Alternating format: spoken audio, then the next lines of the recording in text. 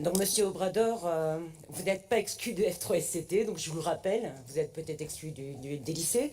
Donc, je trouve quand même que cette motion, sans rentrer dans le détail de ce que vous proposez, vous avez sur le sujet un déficit de crédibilité énorme. Parce que vous savez, comme tous les groupes dans cette assemblée, nous pouvons siéger au F3SCT et au CST. J'y siège moi-même avec mon suppléant, des fois on est même tous les deux là. Vous n'êtes... Alors, peut-être que vous êtes là et que vous êtes derrière une visio, je ne sais pas, mais apparemment, en tout cas à Bordeaux, il n'y a jamais personne. Depuis 2016, moi je ne vous ai jamais vu alors que j'y suis quasiment tout le temps. Donc le problème, c'est que vous posez une motion en demandant des choses qui existent déjà.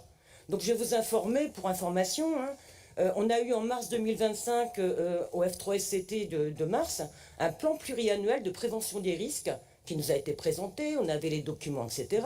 On a eu un tableau des risques santé sécurité au travail. Le 26 juin, nous avons eu aussi par la DRH, qui fait un excellent travail, une présentation des préconisations suite aux visites dans les lycées. Donc vous savez peut-être pas comment ça se passe, mais il y a des visites, après il y a des préconisations, et après on met en place avec les différents...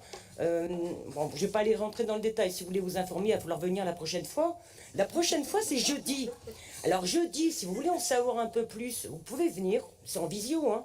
Vous pouvez très bien être en visio de Bordeaux, Limoges ou Poitiers, et vous aurez la présentation des préconisations suite aux visites dans les lycées, vous aurez le point d'étape sur les projets de réaménagement, ou encore le plan d'action pour la prise en compte du risque chaleur au sein de la... Non, ça c'était au mois de... Oui, c'était en juin, ça. La collectivité. La collectivité a réagi très très vite. On a eu le décret fin mai.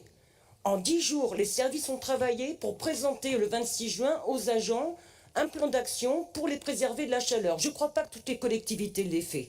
Et jeudi 16 octobre, donc je reviens à jeudi, vous serez peut-être présents, vous aurez l'analyse des accidents du travail de 2024, le plan d'action de 2025 et... Pour votre information, le service de prévention des risques réalise donc un suivi des déclarations d'accidents de travail qui mène aussi à conseiller les agents, les managers. Et ça a donné un résultat. De 2019 à 2024, nous avons une baisse de 25% des accidents de service. Alors je pourrais également vous détailler le réseau des 300 assistants de prévention, les actions de la DRH pour prévenir les troubles musculo-squelettiques, les risques psychosociaux. Alors je ne sais pas parce qu'apparemment vos représentants au F3SCT ne vous feront même pas passer les documents.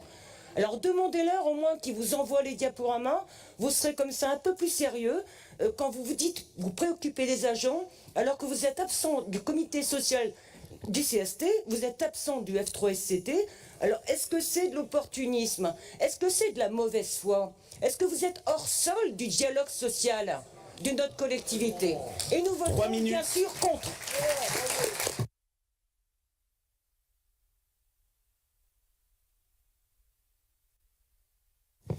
Bon. Merci Laurence. Y a-t-il d'autres interventions? Oui, Monsieur le Président, s'il vous plaît.